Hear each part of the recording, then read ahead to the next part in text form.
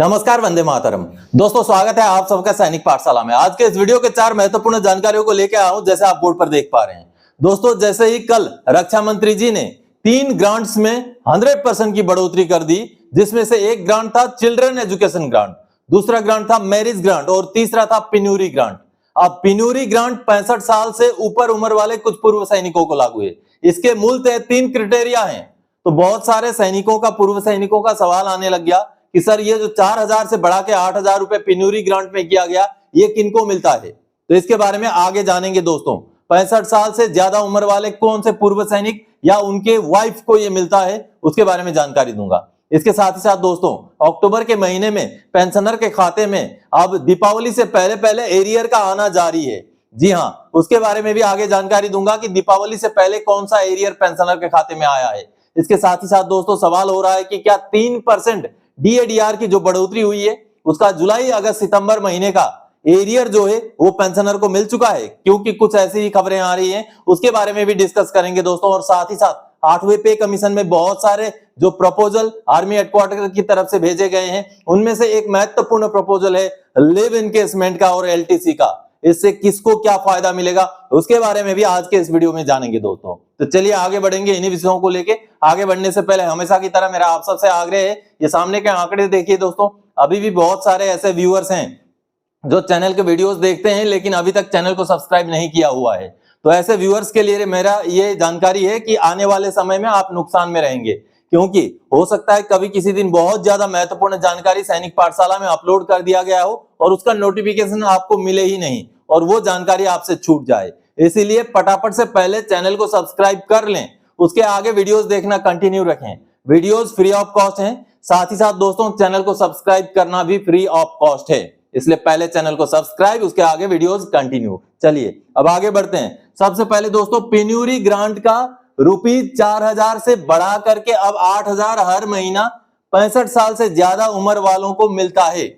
आखिर किन को लागू है? जी हाँ दोस्तों, ये सामने का जो आदेश आप देख पा रहे हैं, प्रेस रिलीज है रक्षा मंत्रालय का, जिसमें रक्षा मंत्रालय ने 3 ग्रांट्स की बढ़ोतरी कर दी और बढ़ोतरी भी बिल्कुल सीधे 100% यानी कि डबल कर दिया।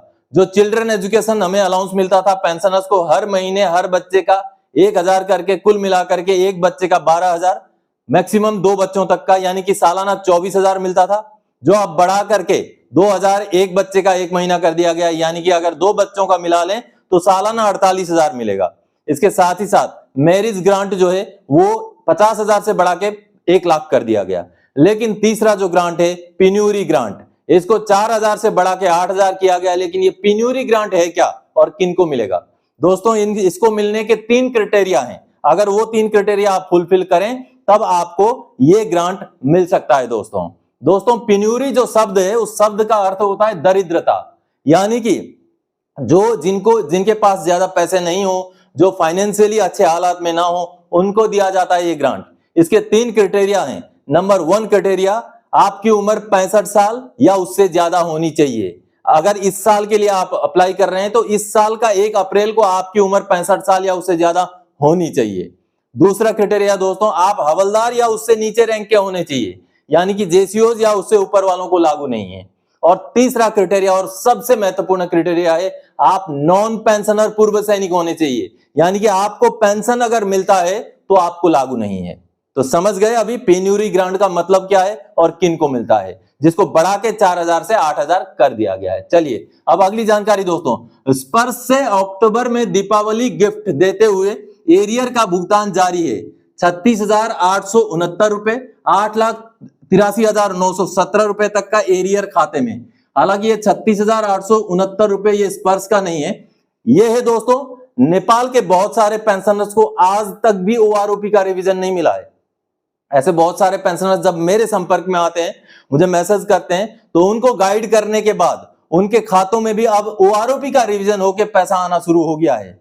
जी हाँ, ऐसे ही एक दीपक गौतम जी थे जिनको ओआरओपी 3 का रिवीजन नहीं मिला था, लेकिन जब वो मेरे संपर्क में आए, मैंने उनको गाइड किया, कार्रवाई की गई और ये सामने देखिए, अब उनका नेपाल का ही बैंक का ये स्टेटमेंट है। आप यहां देखिए उनको क्या मिलना चाहिए ओआरओपी 3 के हिसाब से पेंशन और क्या उनको मिल रहा था, नीचे उसका भी ब्यौरा है। उसका डिफरेंस मिला करके कुल मिलाकर 36,869 रुपए उनके नेपाल के बैंक अकाउंट में क्रेडिट कर दिया गया है।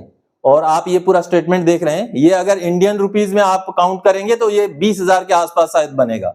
लेकिन पेंशनर का पेंशन रिवीजन हुआ और उनको ये एरियर का भी भुगतान हो गया।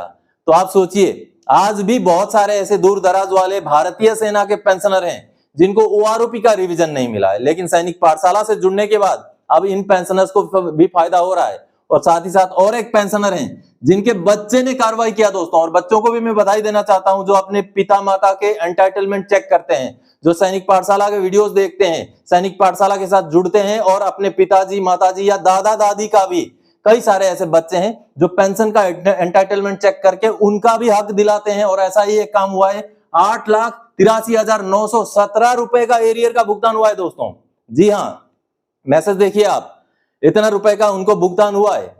और यह भुगतान हुआ है, एमएससीपी लागू था, नहीं मिला था, सैनिक पाठशाला के साथ जुड़े, सैनिक पाठशाला का फ्री ऑफ कॉस्ट उन्होंने गाइडलाइन लिया और उनको यह पैसा जमा हो गया, खाते में आ गया दोस्तों। और दीपावली से पहले पहले अगर इस तरीके से किसी को एरियर मिल जाए, डीए का एरियर भी अब आना है आगे, उसके बारे में भी बताएंगे, लेकिन उससे पहले पहले भी इस तरीके से कोई पुराना बचा हुआ एरियर मिल जाए तो कितनी खुशी की बात होगी। चलिए दोनों पेंशनर्स की तरफ से जो वीडियो संदेश आए हैं उसको देखते हैं। मैं दयावीर यादव, मेरे पिताजी का नाम श्री राजवीर यादव, जो कि ईएमई से 24 साल 17 दिन सर्विस करके रिटायर हुए थे नायक रैंक में। उनको एमएससीपी न्याय सुधार का एमएससीपी नहीं दिया गया था, पर मैंने सैनिक पाठशाला से चैनल सब्सक्राइब किया। उसके बाद में सर से की गाइडलाइंस के आधार पर मैंने सीपी ग्राम में कंप्लेंट डाला और 10 अक्टूबर 2025 को मेरे फादर का 8,83,917 रुपये का एमएससीपी का क्रेडिट हुआ अकाउंट में। और उसमें सैनिक पाठशाला ने हमें बहुत मदद की और मैं इनका दिल से धन्यवाद करता हूं। मैं लोगों से अपील भी करता हूं कि वो लोग इस चैनल से जुड़ें और अपने बचे हुआ जो भी बेनिफिट्स हैं उसको प्राप्त करें। और सर ने हमसे कोई चार्ज भी नहीं लिया। मैं एसीपी हवलदार दीपक गौतम, फॉरवर्ड गोरखा राइफल्स से ताल्लुक रखता हूँ। मैं जब मेरा जो OROP 3 हमारा नेपाल डोमिशन का OROP 3 नहीं लगा था, मैंने बाबूजी को सैनिक पाठशाला बाबूजी को संपर्क में किया। संपर्क करने बावजूद मैं आउट ऑफ इंडिया होने की वजह से मैंने कुछ मेरे काम नहीं हो रहा था, सीपी में ग्रीवेंस डालने में मेरा बहुत मुश्किल हो रहा था।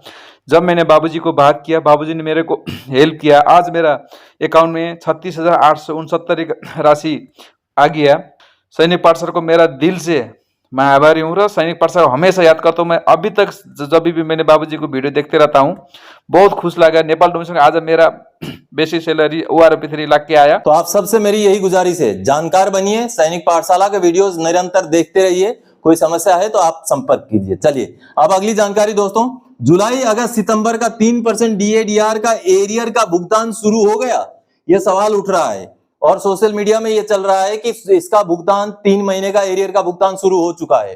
दोस्तों अभी तक ऐसी कोई भी पक्की खबर नहीं आई है जिसमें जो मेजर बैंक्स हैं जैसे कि SBI हो गया, PNB हो गया, इस तरीके से जो बड़े बैंक्स हैं उनके CPPC ने भी 3 महीने का एरियर का भुगतान दिया हो, ऐसी कोई आधिकारिक पुष्टि नहीं हुई है, ना ही किसी पेंशनर ने इसके बारे में जानकारी दी है। लेकिन हाँ, सोशल मीडिया में कुछ ऐसे जानकारियां निकली हैं, कुछ जैसे कि सेंट्रल बैंक ऑफ इंडिया या इस तरीके के जो छोटे मोटे बैंक्स हैं उनकी तरफ से 3 महीने का DR का एरियर दे दिया गया है, ऐसी जानकारियां निकल के तो आई हैं, लेकिन इन जानकारियों को अभी कंफर्म नहीं किया जा सकता। हालांकि स्पर्श की तरफ से इस एरियर का भुगतान से पहले एक मैसेज भी आता है एडवांस इंटीमेशन का, जो अभी तक नहीं आया है। लेकिन अभी भी मेरा मानना यह है, दीपावली से पहले 3 महीने का DADR का एरियर मिल सकता है और मिलना भी चाहिए दोस्तों। और अमाउंट कितना मिलेगा, पिछली बार भी मैंने बताया था, लेकिन बहुत सारे पेंशनर्स अभी भी गलतफहमी में हैं। अपना बेसिक पेंशन या बेसिक पे के साथ वो 0.9 को मल्टीप्लाई कर रहे हैं। 0.9 को नहीं मल्टीप्लाई करना है, आपका जो भी बेसिक पे या बेसिक पेंशन है उसके साथ 0.09 को आपने गुणा कर देना है, मल्टीप्लाई कर देना है। आपका जो भी बेसिक पे है या बेसिक पेंशन के साथ इसको अगर गुणा कर देंगे तो जितना अमाउंट निकलेगा उतना ही आपको DR का 3 महीने का एरियर मिलने जा रहा है अब की बार। तो चलिए अभी फिलहाल तो कंफर्म नहीं हुआ है, लेकिन इससे पहले स्पर्श से भी मैसेज आएगा दोस्तों, उसके बाद भुगतान होगा। हो सकता है कभी मैसेज ना आके सीधे भुगतान भी हो जाए, लेकिन मैसेज तो आता है, बेशक बाद में आ जाता है, कभी कभी आपने देखा भी होगा, भुगतान हो जाता है उसके कई दिनों बाद मैसेज आता है, ऐसा भी होता है। लेकिन अभी तक कंफर्म किसी का भी नहीं हुआ है कि मेजर CPPC ने भी ये एरियर भुगतान कर दिया हो, इसके लिए इंतजार करना पड़ेगा। चलिए अब अगली जानकारी दोस्तों, 8 सीपीसी में छुट्टी जमा या एलटीसी का लिमिट का प्रपोजल आया है दोस्तों। 8वें पे कमीशन में जो आर्मी हेडक्वार्टर ने प्रपोजल भेजा है उसमें 300 दिन से बढ़ाकर 450 दिन जमा करने का प्रपोजल है। अगला प्रपोजल 60 दिन का जो एलटीसी का लिमिट है, ये एलटीसी का लिमिट को 120 दिन करने का भी प्रपोजल है दोस्तों।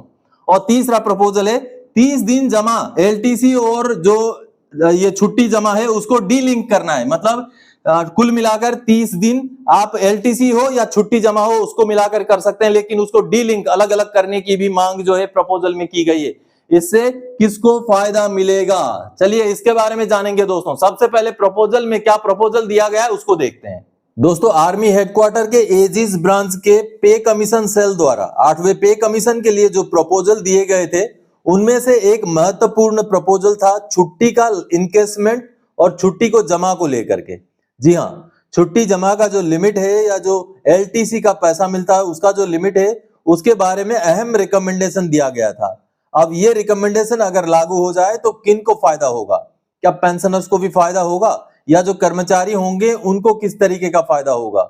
जो री एम्प्लॉयड वाला एक्स सर्विसमैन होंगे उनको क्या फायदा होगा, उसी चीज को जानते हैं।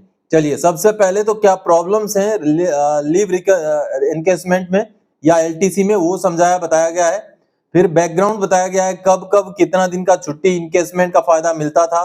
फिर आगे क्या क्या नियम हुए वो बताया गया। फिर एनालिसिस किया गया और एनालिसिस के बाद जो प्रपोजल बताया गया ये महत्वपूर्ण है। आप यहाँ पर देखिए प्रपोजल फॉर 8 सीपीसी। प्रपोजल में पहला प्रपोजल बताया गया है announcement of ceiling for leave accumulation to 450 days subject to maximum 30 days per year. यानी कि दोस्तों आज के डेट में जो मैक्सिमम 300 दिन तक का ही जमा का पैसा मिलता है, 300 दिन तक ही जमा करा सकते हैं। जमा तो कोई कितना भी करा ले, 400 दिन तक भी बेशक करा ले, लेकिन जो पैसा मिलता है वो केवल 300 दिन तक का ही मिलता है। तो वैसे केस में अब 8वें पे कमीशन के लिए रिकमेंडेशन दिया गया है कि टोटल जमा 450 दिन किया जाए, यानी कि 450 दिन तक कोई जमा कर सके ऐसा प्रावधान रखा जाए। और दूसरा इसमें कहा गया है कि सालाना 30 दिन का लिमिट हो, यानी कि मैक्सिमम एक साल में 30 दिन जमा हो सके और पूरा सर्विस एंटायर सर्विस में मिलाकर 300 दिन के बजाय 450 दिन किया जाए। अगला रिकमेंडेशन दोस्तों, increase encashment of leave on LTC from present 60 days to 120 days. जी हाँ, ये एनकेसमेंट जो होता है, एक्युमुलेशन जो होता है, एक्युमुलेशन का 300 दिन के अलावा भी अभी फिलहाल में एलटीसी का 60 दिन का फायदा मिलता है। यानी कि आप अगर चाहें तो अपना हर साल में 10 दिन करके आपका लीव जो है एलटीसी लीव एक्युमुलेट एनकेसमेंट करा सकते हैं और उस एनकेसमेंट का आपको उसी साल में पैसा मिल जाता है। जी हाँ, जैसे ही एनकेसमेंट का क्लेम या पार्ट ऑर्डर भेजा जाता है उसके तुरंत कुछ दिनों के बाद आपको उसका पैसा मिल जाता है। लेकिन इसका लिमिट है कि आप हर एक साल का गैप में ही करा सकते हैं, एक वो लिमिट है। और दूसरा लिमिट है कि मैक्सिमम 60 दिन तक ही करा सकते हैं, 60 दिन से ऊपर आप इनकेसमेंट नहीं करा सकते हैं।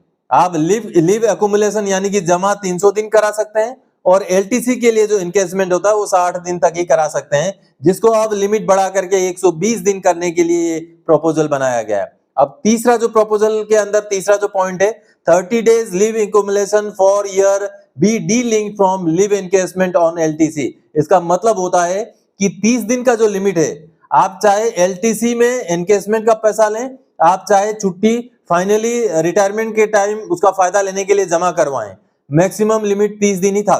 यानी कि अगर आपने किसी साल इनकेसमेंट का यानी कि एलटीसी का 10 दिन का फायदा ले लिया, आप केवल 20 दिन ही उस साल केवल 20 दिन ही आप जो है जमा करा सकते थे। तो अब उसको डी लिंक करने के लिए बताया गया। कहने का मतलब है अगर कोई 30 दिन जमा भी कराए और उसी साल अगर एलटीसी का 10 दिन लेना भी चाहे तब भी वो कर पाए, ऐसा यहाँ पर प्रपोजल भेजा गया है। तो दोस्तों इस प्रपोजल से फायदा ये होगा कि जो भी ज्यादा सर्विस करके आते हैं, जिनका 300 दिन से ज्यादा इनकेसमेंट यानी कि जमा हो जाता है, उनको फायदा मिलेगा।